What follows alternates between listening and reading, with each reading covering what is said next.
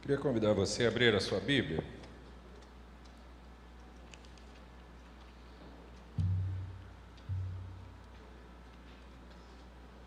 No livro de Atos dos Apóstolos.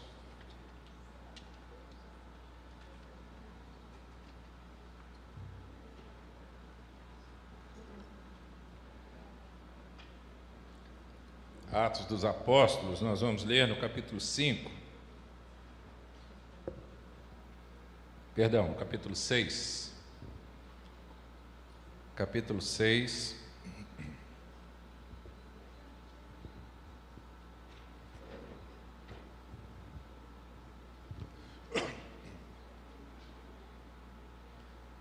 Atos capítulo 6, e nós vamos ler a partir do verso 5. Este texto retrata a primeira instituição de um grupo de diáconos. Os apóstolos perceberam que a comunidade cristã estava crescendo muito, muitas pessoas necessitadas estavam se achegando ao grupo, e eles não estavam dando conta de dar assistência a essas pessoas mais necessitadas.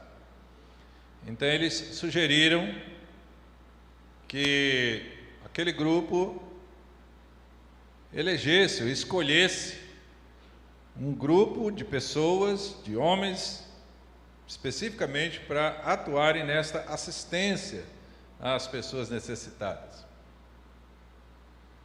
E eles entenderam, perceberam essa necessidade, né?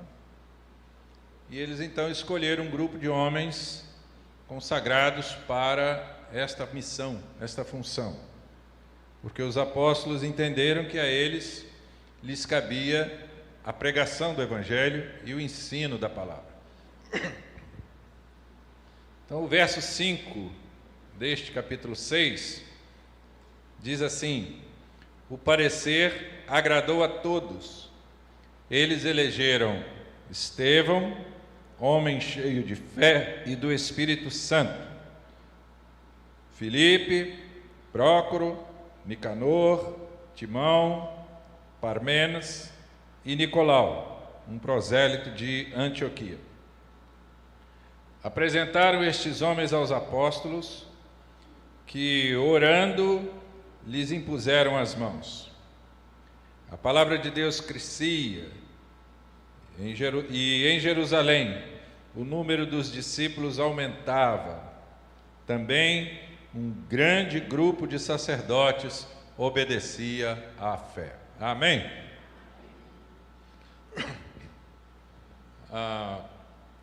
A igreja é composta de pessoas, isso é fato, né? Igreja não é este templo, não é este santuário, não são as paredes. A igreja somos nós, pessoas. Nós é que damos vida àquilo que é chamado de igreja.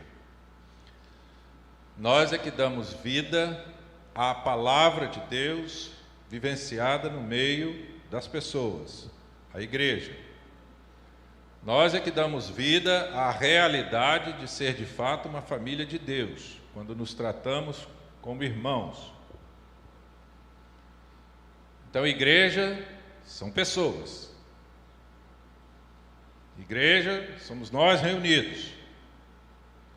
Mas também, igreja é você quando está sozinho, lá onde você está, no trabalho, na escola, em casa, na família. Porque você é visto, você é enxergado como um crente, como alguém que pertence a uma igreja. E a partir do momento que você está vivendo maus comportamentos, maus procedimentos, na cabeça das pessoas vem uma pergunta: ué, mas lá na igreja do Parquelhã pode isso? Lá na igreja do Parquelhã agora pode fazer tal coisa e tal coisa? Quem é daquela igreja agora pode ser assim? Então, quando as pessoas olham para você, não vai dizer assim, esse crente, não, vai lembrar assim, aquela igreja da qual você faz parte, não presta. Porque se o seu comportamento não presta, a sua igreja não presta. Então, a igreja somos nós, no coletivo, aqui, nessa reunião. Mas você também é igreja por onde você passa. Eu, particularmente, quando vou pregar em outra igreja, eu sempre deixo ali um abraço em nome de nossa igreja. Porque lá onde eu estiver pregando, dirigindo uma programação, representando alguma denominação, coisa, lá é a igreja do Parque Elian que também está. Então a primeira coisa que eu quero que você grave é isso. Você é a igreja. Você é a sua igreja. Você carrega a sua igreja por onde você passa. Você leva com você o nome da sua igreja por onde você passa. Então você é a igreja. Uma segunda recomendação que eu diria para você é o seguinte: seja você a igreja que você quer que ela seja. Aquilo que você desejar para a sua igreja deve partir de você primeiro. Muitos anos atrás, uma senhora disse para mim: essa igreja não tem amor, pastor. Eu falei: você está dizendo que eu não amo você? Não, eu não estou falando o senhor. Não, você falou a igreja, eu sou a igreja. Então você está dizendo, essa igreja não tem amor? Significa que nem eu, pastor da igreja, estou tendo condição de amar uma pessoa. Não, eu não estou falando do senhor. Eu falei: então aprenda a falar. Fulano de tal não tem amor. Mas não nomeie a igreja por causa de um indivíduo que está agindo mal, que está agindo errado. Então, se você quer algo para a sua igreja, essa igreja tinha que ser mais amorosa. Comece você a amar. Essa igreja tinha que ter mais comunhão. Comece você a ter comunhão com as pessoas, a procurar as pessoas, a visitar as pessoas, a dar assistência, a ser amável, cordial, atencioso. Comece por você. A igreja que você quer, seja você primeiro esta igreja. E eu quero destacar nesse texto que nós lemos, um indivíduo que pela sua presença, que por suas palavras, ele se tornou praticamente um representante daquela primeira igreja que estava nascendo, tomando forma, se tornando uma comunidade eclesiástica. E eu não estou falando de Pedro, que era um baita de um pregador naquela época. Eu não estou falando de nenhum outro discípulo de Jesus. Eu quero destacar nesse texto a figura de Estevão, para a gente pensar a maneira como Estevão vivia,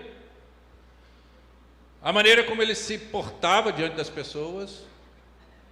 Isso trouxe sobre ele, com certeza, uma grande responsabilidade, mas que serviu para mostrar às pessoas o que era de fato ser um cristão. Então, a primeira característica que a gente destaca aqui neste texto, quando foi necessário escolher pessoas para abençoar a vida de outros, o primeiro nome que surge aqui é Estevão. E aí diz lá que Estevão era um homem cheio de fé e do Espírito Santo. A primeira característica que eu destaco aqui na vida de Estevão era a sua boa reputação, uma vida íntegra. E integridade quer dizer inteiridade.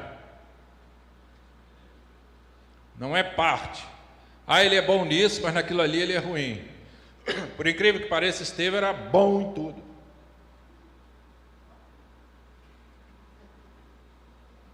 Era fera.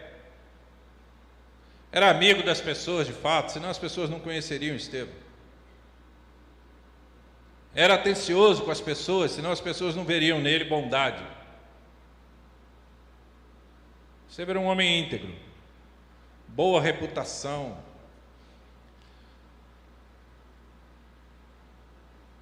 É tão difícil hoje a gente considerar as pessoas por uma boa reputação.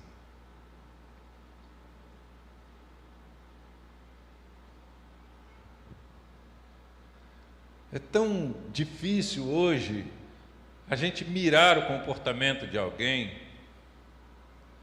porque nesse conjunto de sociedade que a gente vive, as pessoas estão tão envolvidas com coisas ruins, desonestidade, falcatruas, facilidades, jeitinhos, que isso desmancha qualquer reputação às vezes.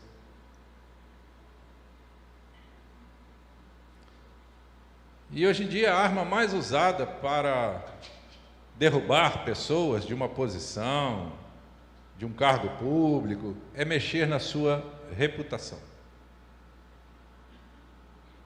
Verdade ou não, a notícia surge, e até que o próprio indivíduo possa dizer assim, eu não fiz isso, o seu nome já rolou na lama, não é verdade? O seu nome já rodou na lama.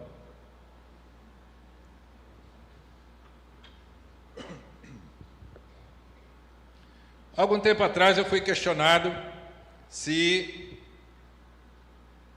um homem crente, casado, poderia levar sua esposa num motel. O que o senhor acha, pastor? Eu digo, acho que está errado. Ah, mas são casados. Então eu vou lhe dar algumas razões. Primeiro, que aquilo lá não foi criado para a coisa certa. Aquilo lá foi criado para um homem pegar qualquer mulher na rua e levar para lá. Para uma mulher pegar qualquer homem na rua e levar para lá.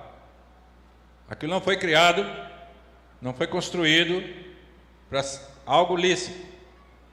Então, se eu estiver indo lá e pagar, eu estou pagando para que aquela indústria de coisa ruim prospere. Estarei jogando meu dinheiro fora a serviço do diabo. Essa é a minha visão cristã. Agora tem um outro lado da moeda. Eu e Marluz vamos a um motel, beleza? Aí estamos saindo para ir embora para casa. Qualquer um de vocês passa no ônibus, me vê e não vê que é Marluz que está do meu lado. O que vocês vão pensar? Não fala não, porque a mente já viajou. Até isso chegar ao meu conhecimento, de que eu fui visto saindo do motel, meu nome já rolou aí no Parque Elian, à vontade. Oi? É isso aí que vocês estão pensando. Vamos imaginar que é o contrário. O ônibus passa do lado de cá, e aí todo mundo vê Marluz, mas não me vê.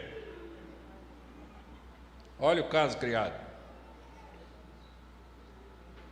Vocês perceberam o que é reputação? Deu para entender? É a imagem que a gente tem, é aquilo que a gente mostra para as pessoas, é de fato o nosso comportamento e a nossa maneira de falar que constrói ou que colabora para que seja construída uma reputação. Que às vezes por uma filigrana qualquer, isso pode ser desmanchado. Pode ser desfeito. Então, quando as pessoas olharem em meio a uma multidão, identificaram um sujeito de boa reputação, íntegro. É aquele ali. Queremos aquele ali. Mas nem foi só isso. Não era só porque Estevão era um sujeito íntegro, honesto, bonzinho, não. As pessoas perceberam uma outra característica na vida de Estevão. Perceberam algo que era até novo para eles, no entendimento deles, na compreensão deles, porque estava muito recente aquela coisa de Espírito Santo. A descida do Espírito Santo, a manifestação do Espírito Santo, tinha acontecido dias atrás. Então era muito recente para eles, esse entendimento. Mas de alguma maneira, alguém percebeu isso na vida de Estevão. Um homem cheio do Espírito Santo. Cheio do Espírito Santo. E a vivência mostrada por Estevão, por ser cheio do Espírito Santo, ela era atestada e comprovada em cada momento que Estevão precisava falar.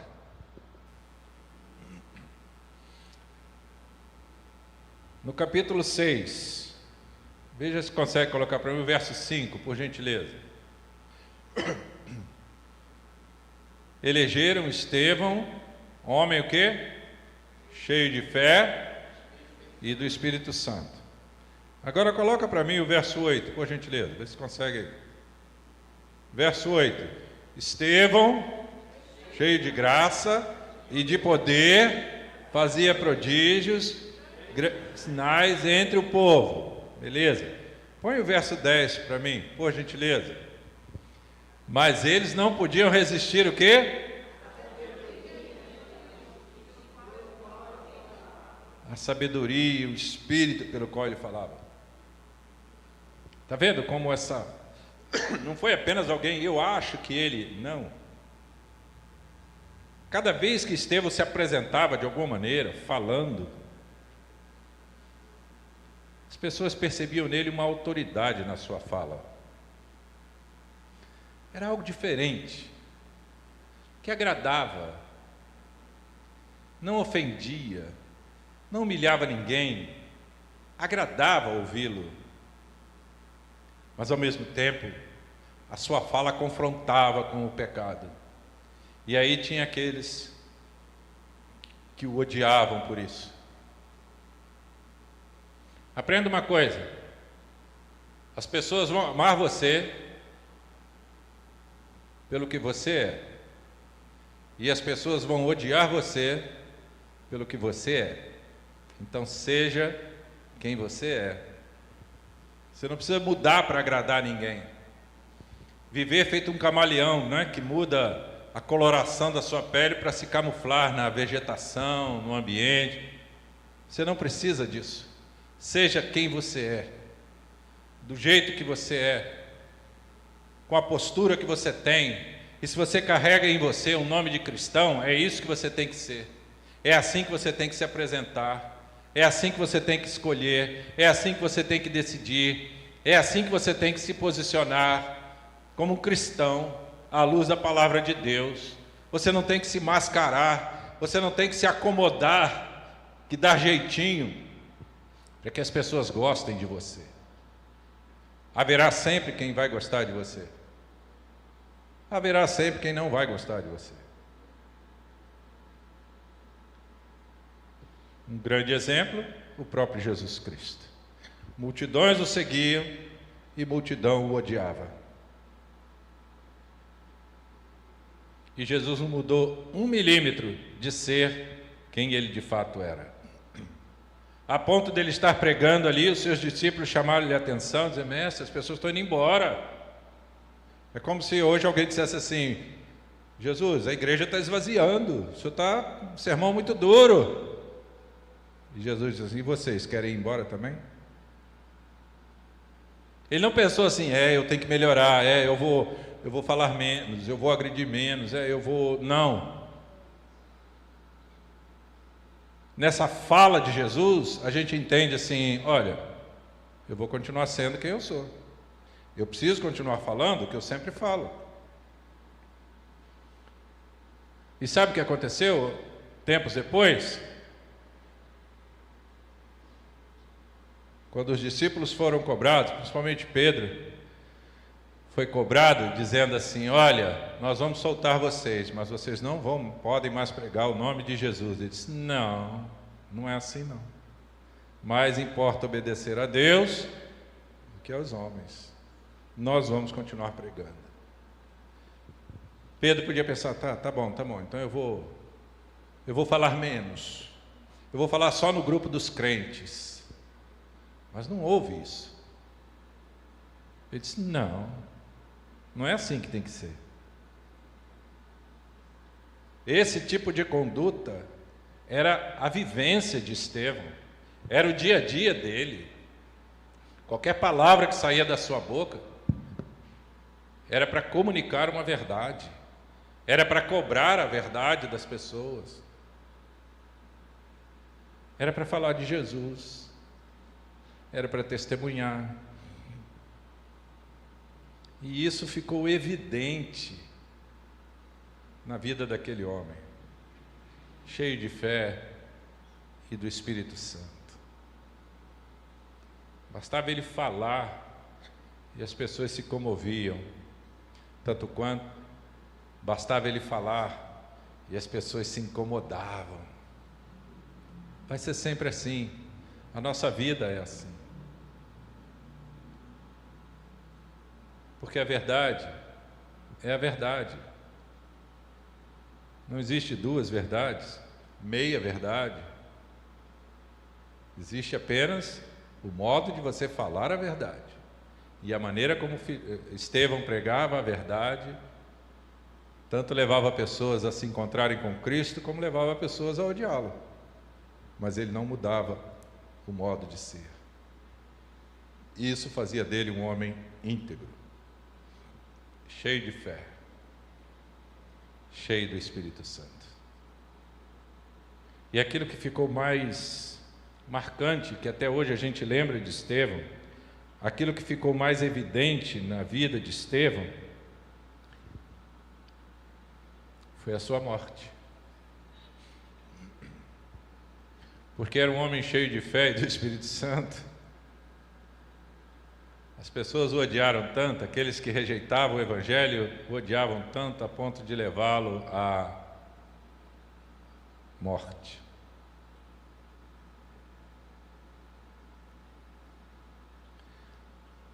Mas a morte de Estevão não foi uma coisa qualquer. A morte de Estevão, quando a gente estuda, né, a palavra de Deus, a gente vai ver assim, a morte de Estevão teve muita semelhança à morte de Jesus. Estevão estava sendo apedrejado e mesmo em meio àquele sofrimento, aquelas dores, ali ele faz uma oração e pede que Deus não leve em conta o pecado daquela gente. Quem fez isso também? Jesus, lá na cruz. Pai, perdoa-lhes, porque eles não sabem o que fazem. Provavelmente aquilo que Estevão viu, aprendeu, ouviu do Senhor, ele pôde de fato comprovar na sua vida e no momento da sua morte. Senhor, não lhes impute esses pecados. É como se ele dissesse: perdoa, Senhor. Eles não sabem o que eles estão fazendo. Eles ainda não entenderam daquilo que eu falo. Eles ainda não entenderam a mensagem. E Jesus disse aos seus discípulos certa vez: as pessoas vão odiar vocês, mas não é a vocês que eles estão odiando, é a mim que eles estão odiando. Qualquer rejeição que as pessoas tenham à nossa fala, à nossa mensagem, à nossa maneira de viver, as pessoas não estão incomodadas com a gente, é porque elas não suportam o nome de Jesus. Até o dia em que crerão em Jesus, e aí vão entender. Por isso que Paulo algumas vezes chega a dizer assim, que o Evangelho é loucura para os que se perdem. As pessoas de fora muitas vezes olham o comportamento do crente e acham um absurdo, acham que é loucura. Me permitam um testemunho pessoal, por favor. Não vai aqui nenhuma vaidade, não. Mas eu preciso testemunhar isso diante da igreja, para que os irmãos entendam: é assim que eu sou, é assim que eu penso, é assim que eu creio. Dias atrás eu estava querendo comprar essas camisetas sem manga. Fomos a um shoppingzinho e lá havia camiseta, R$20. Falei: opa, está no preço. E quando eu entrei, eu comecei a olhar aquelas camisetas, todas elas tinham símbolos de marcas famosas. aquele jacarezinho da Lacoste, Adidas, mas não sei o que e tal. E eu pensei, isso não é verdadeiro, isso é pirata, não é? Isso é pirataria, isso não é honesto. Mas não era uma banca, um camelô, era uma loja. E eu falei para a moça, isso aqui não está certo.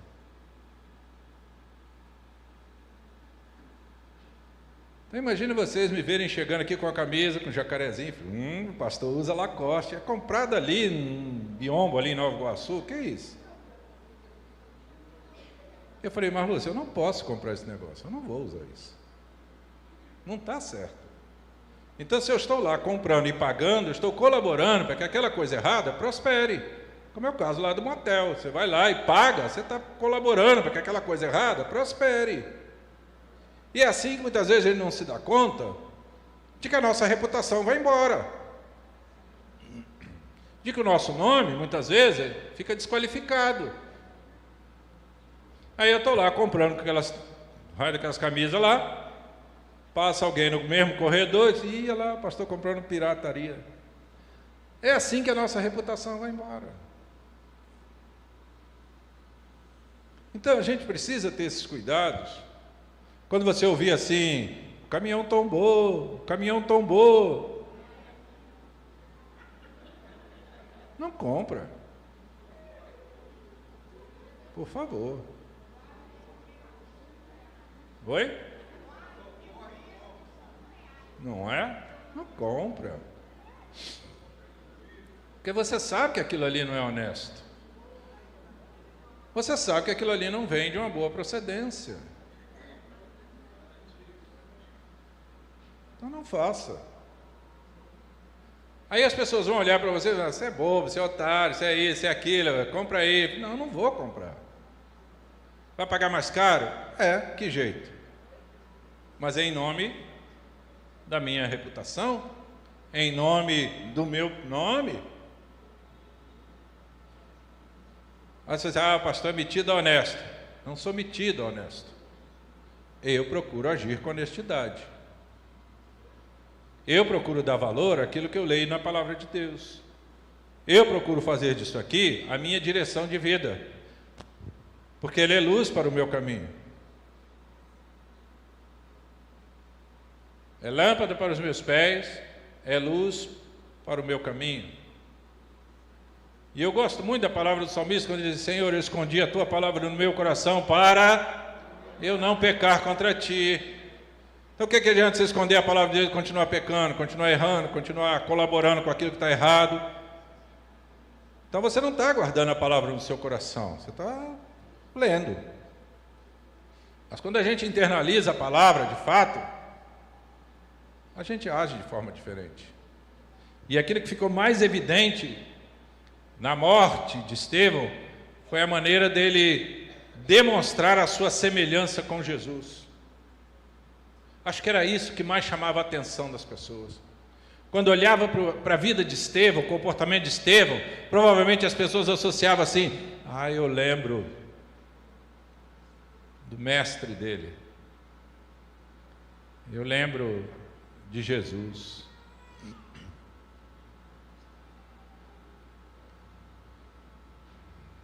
E aí o apóstolo Paulo, muitos anos depois, vai dizer, sejam meus imitadores, porque eu também sou imitador de Cristo.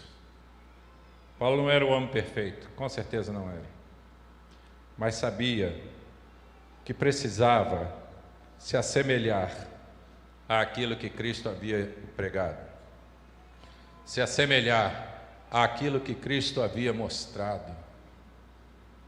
Ser semelhante a Cristo não é ser perfeito,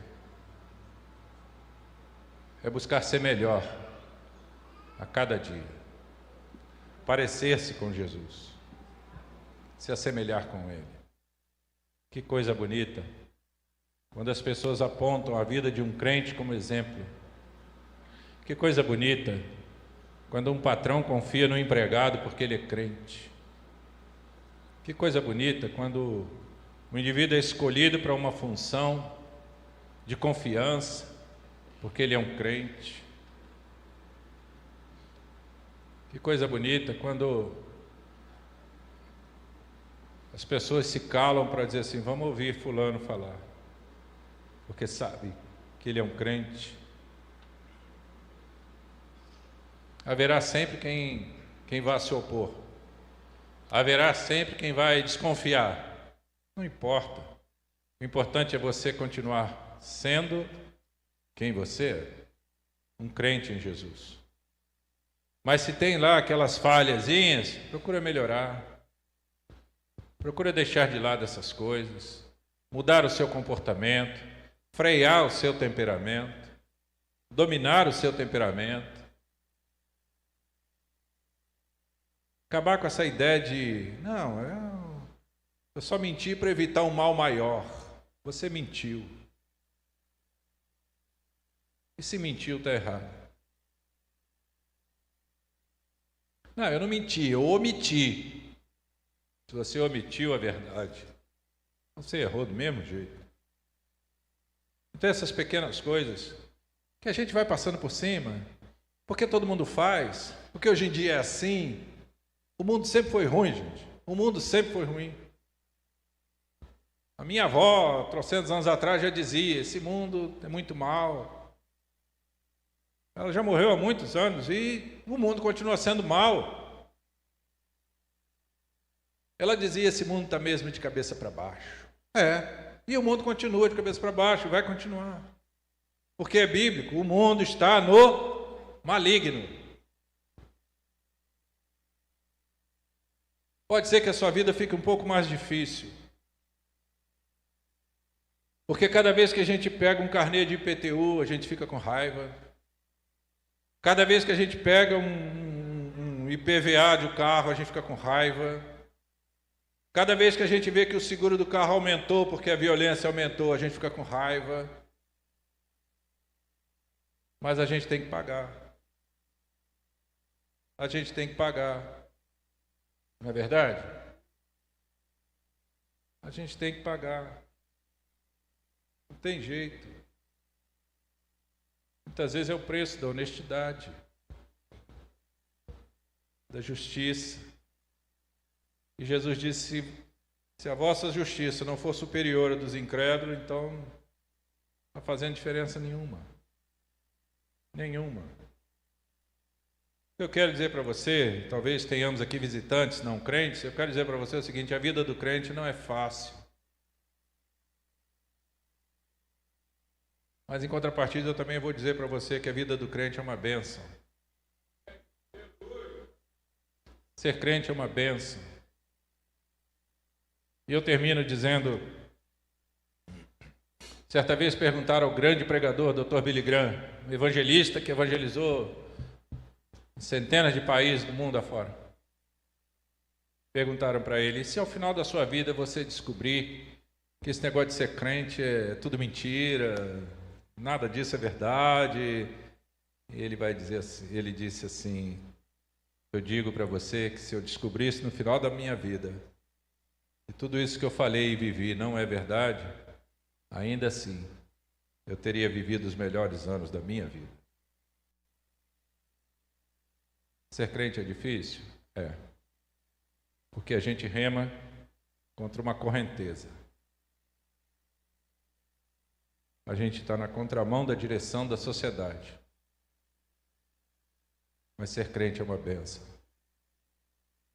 Porque temos o Senhor conosco. Sabe como terminou a vida de Estevão? Ele ali sofrendo e sendo apedrejado.